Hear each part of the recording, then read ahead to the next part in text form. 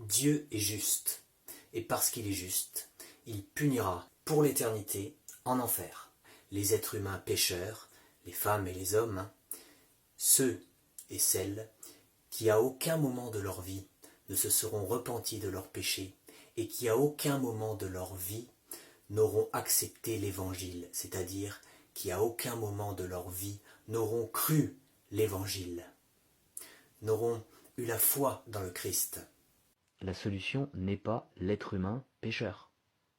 Ça n'a jamais été ça, en fait. Nous n'arrivons pas à nous sauver nous-mêmes. Regarde la société, on n'arrive pas à nous sauver nous-mêmes. On tombe toujours dans des péchés, il y a toujours des guerres, des famines, il y a toujours des drames. Reconnaître ses péchés devant Dieu, se repentir, la repentance.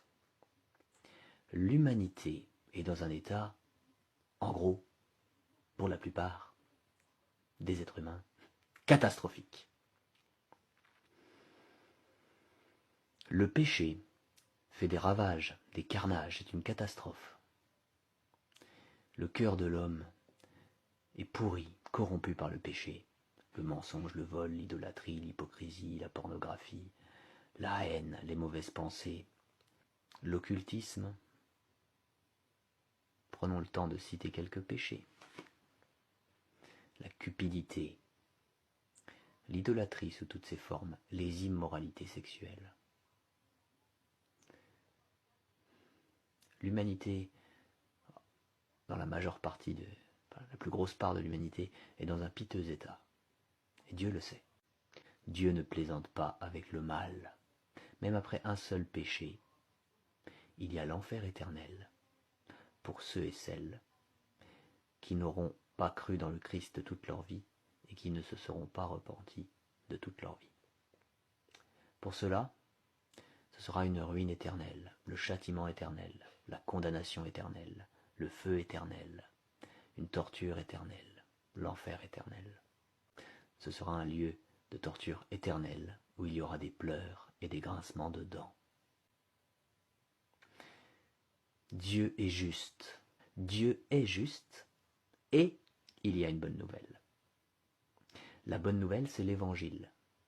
Et l'Évangile, ce n'est pas fait pour nous centrer sur nous-mêmes, ce n'est pas fait pour nous apitoyer sur nos péchés, ce n'est pas ça la repentance. Ce n'est pas fait pour faire de nous des dieux, des super-héros pleins de dons miraculeux, ce n'est pas fait pour ça. L'objectif de l'Évangile, c'est de te donner le vrai sens de la vie, qui est de vivre pour la gloire de Dieu. Pour ceux qui sont élus, c'est-à-dire ceux qui croient et qui se sont repentis, ou ceux qui vont le faire, les deux, ces deux catégories-là sont des élus, et bien pour cela, il y aura le paradis, la vie éternelle, là où il n'y aura plus jamais aucune souffrance pour toujours. Et le sens de la vie, c'est de vivre pour la gloire de Dieu, dès maintenant, et pour l'éternité au paradis. Voilà le sens de la vie. Ce n'est pas de conserver ses péchés, de s'apitoyer sur son sort, de pleurer en regardant les informations, et puis de se morfondre dans son coin. Le sens de la vie, ce n'est pas non plus de vivre dans la débauche, les péchés sexuels, l'immoralité sexuelle, la cupidité, l'ivrognerie, l'occultisme, etc. Il y a tout un tas de péchés. Vivre pour Dieu, vivre pour sa gloire, est-ce que tu veux ça? Dieu est celui qui t'a créé, et il est juste, et il est amour. Et parce qu'il est amour, il y a l'Évangile. Et l'Évangile, j'ai résumé le but, qui est de glorifier Dieu, te décentrer de toutes tes idoles, qu'elles soient uniques ou multiples. Et l'objectif, c'est de te centrer sur le Christ. Glorifier Dieu, glorifier le Christ, Jésus-Christ est Dieu. Et la Bible dit, « Car Dieu a tant aimé le monde, qu'il a donné son Fils unique, afin que quiconque croit en lui ne périsse pas, mais qu'il ait la vie éternelle. » Tu peux donc décider de vivre pour la gloire de Dieu et d'abandonner le péché. Tu peux vivre pour Dieu maintenant, hein, dans cette vie humaine, chaque jour qui passe. Et ça se prolongera, quand ta vie humaine sera terminée, ça se prolongera dans l'éternité, au paradis, là où il n'y aura plus jamais aucune souffrance. Et pour ça, tu as deux choses à faire.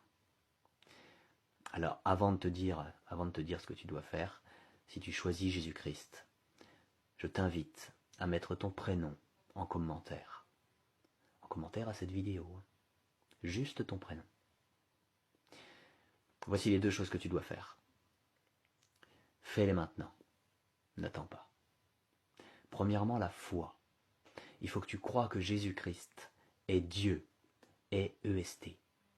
Il faut que tu crois aussi que Jésus-Christ est le seul Fils de Dieu. Il est les deux. Il est à la fois Dieu et le seul Fils de Dieu. Et il faut que tu le crois. Il faut que tu crois que Jésus-Christ est venu sur terre en tant que 100% homme et 100% Dieu pour payer pour tous tes péchés. Il faut que tu crois que Jésus-Christ a souffert pour tous tes péchés. Il faut que tu crois qu'il est mort pour tous tes péchés sur la croix. Il faut que tu crois que Jésus-Christ a payé toute la justice de Dieu pour tous tes péchés à ta place. Il faut que tu crois que Jésus-Christ a payé ton enfer éternel à ta place. Et je ne dis pas que Jésus-Christ est allé souffrir en enfer. Ça, je n'ai pas trouvé d'endroit dans la Bible où c'est écrit. Mais ce que je te dis, c'est qu'il faut que tu crois que Jésus-Christ a payé ton enfer éternel à ta place. C'est-à-dire qu'il a réussi à payer ta punition illimitée en un temps limité. Voilà ce qu'il faut que tu crois. Et il faut que tu crois que Dieu a ressuscité Jésus-Christ au 3e jour et que Jésus-Christ ne mourra plus jamais.